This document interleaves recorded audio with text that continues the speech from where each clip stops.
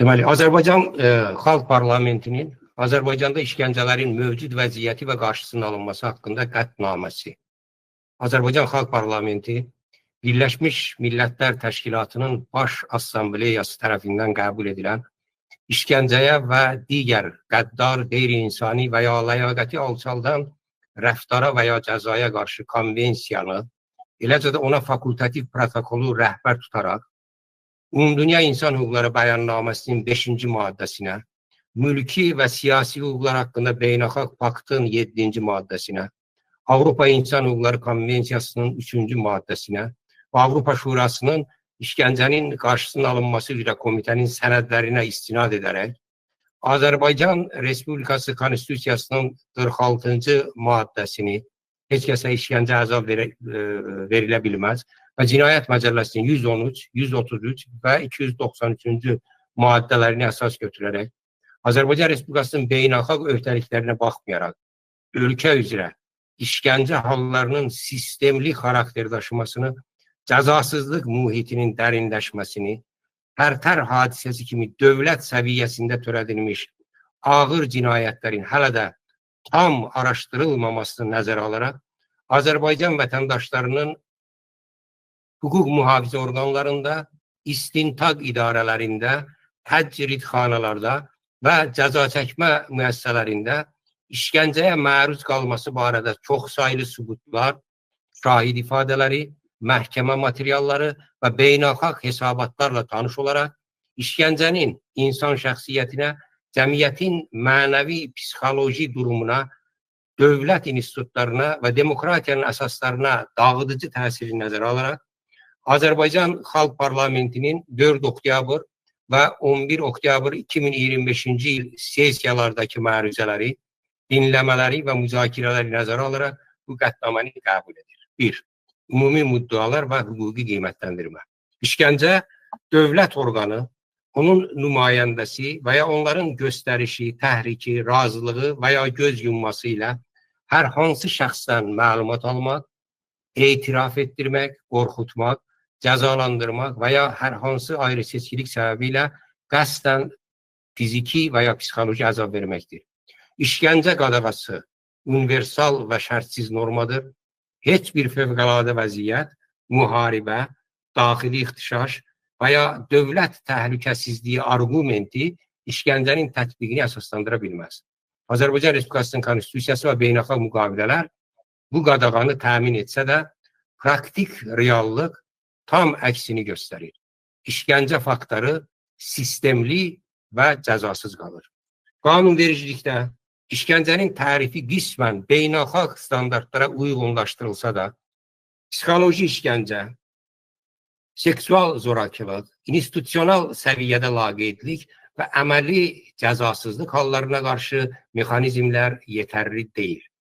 Dövlətin üzərinə düşən öhdəlik yalnız işgəncəni qadağan etməklə bitmir. Azərbaycan dövləti həm də işgəncə halları üzrə təcili, obyektiv, tam, hər tərəfli və müstəqil istintaq aparmaq, törədənləri cəzalandırmaq, zərər çəkənlərə kompensasiya və reabilitasiya təmin etmək və təkrarlanmanın qarşısını alan preventiv mexanizmlər yaratmaq öhdəliyi daşıyır. İşgəncələrin formaları, miqyası və fəsadları. Azərbaycan Xalq Parlamentinə təqdim edilən faktlar göstərir ki, Azərbaycanda işgəncə həm fiziki, həm də psixoloji xarakter daşıyır və çoxsaylı, sistemli, məqsədyönlü üsullarla həyata keçirilir. 2.1. İşgəncələrin formaları haqqında. İşgəncələrin formaları aşağıdakılardır. Fiziki işgəncələr.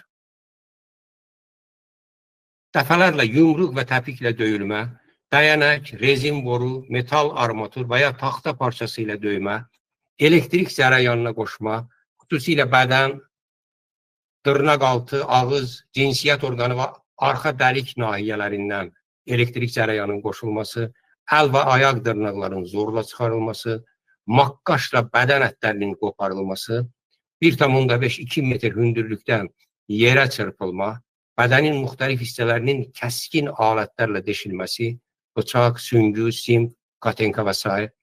Drellə ayaq və bud sümüklərində deşik açılması, əridilmiş plastik maddələrin bədənə, əl, sinə, kürək, ayaq və s. tökülməsi, qabarmış yaralara düz istiyot tökülərək ayaqla tapdalanması, ayaqlardan asılmaqla başın su dolu qaba salınması, boğulma effekti yaradılması, sidik içməyə məcbur edilmə, günlərlə təbii ehtiyacların qarşılanmasına icazə verilməməsi, nəcis və üfunət içində saxlama, ağız, burun və ya üz nahiyələrin isladılmış parça ilə bağlanaraq üzərinə su tökmə, boğulma hissi, bədən üzvlərinin çəkiclə, metal alətlə sındırılması, dişlərin alətlə sındırılması və çıxarılması, şahid ifadələrinə görə çoxsaylı dişlərin zorla çıxarıldığı təsdiqlənilmişdir.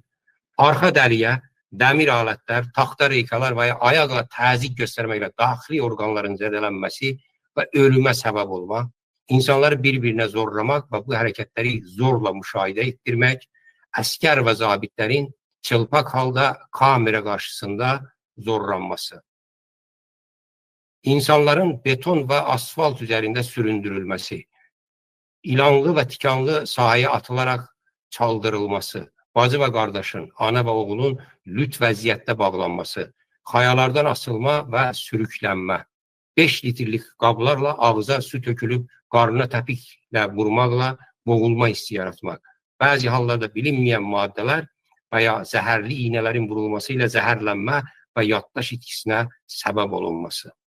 2.1.2 Psixoloji və cinsi işgəncələr. Məhbus və ya təqsirləndirilən şəxsin ailə üzvlərinə təzyiq göstərmə, xüsusilə qadınların və yaşlıların zorakılığa məruz qalması ilə hədələmə, insanların bir-birinə və ya yaxın qohumlarına qarşı ifadə verməyə, onları təhqir etməyə və zorakılıq göstərməyə məcbur edilməsi, cinsi təhqir, lüt vəziyyətdə saxlama, cinsi zorakılıq və təcavüzlə hədələmə, qadın və ya kişi məhbusların təhqir edici vəziyyətdə saxlanması, bədənlərinin çəkilməsi və yayımlanmaqla alçaldılması, günlərlə izolyasiyada saxlama, ailə ilə əlaqədən, vəkillə görüşdə məhrum edilmə, davamlı təhqir, ləyaqəti alçaldan söz və hərəkətlər, təhdid, yuxusuzluq və aclıqla məcburiyyət. Cəzalandırma məqsədi ilə yemək, su və tibbi yardımdan məhrum etmə, məhbusların ailə üzvləri haqqında saxta məlumatlarla qorxudulması, cinsi orqanlara və bədənə təcavüz edilərək video çəkilişlə etiraf almaq, psixoloji sındırma məqsədi ilə başqalarının işgəncə səhnələrinə məcburi baxdırma, insanların ailə və övladları qarşısında təhqir və zorakılığa məruz qoyulması.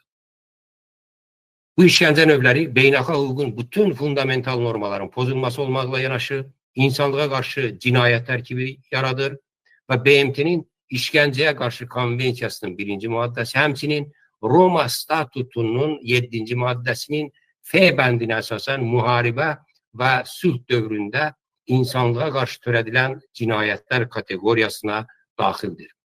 Xüsusilə Tərtər hadisəsi zamanı tətbiq edilən bu işgəncələr miqyasına, qəddarlığına və məqsəd yönlülüyünə görə dövlət səviyyəsində həyata keçirilmiş planlı və sistemli əməliyyat xarakteri daşıyır. Hadisə tək-tək cinayətlər toplusu deyil, müntəzəm və koordinasiyalı şəkildə törədilmiş dövlət zorakılığı aktıdır. 2.2 İctimai nəticələr. Dövlət orqanlarına etimadın itirilməsi, qorxu atmosferi, demokratiyanın boğulması və cəmiyyətdə zorakılığın normallaşması. 2.3 Siyasi nəticələr.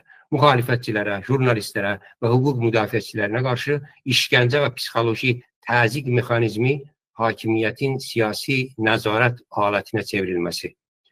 2.4 Hüquqi nəticələr. İstintaq və məhkəmə orqanlarının legitimliyi zədələnib, sübutların əksəriyyəti işgəncə altında alınmış etiraflara əsaslanır.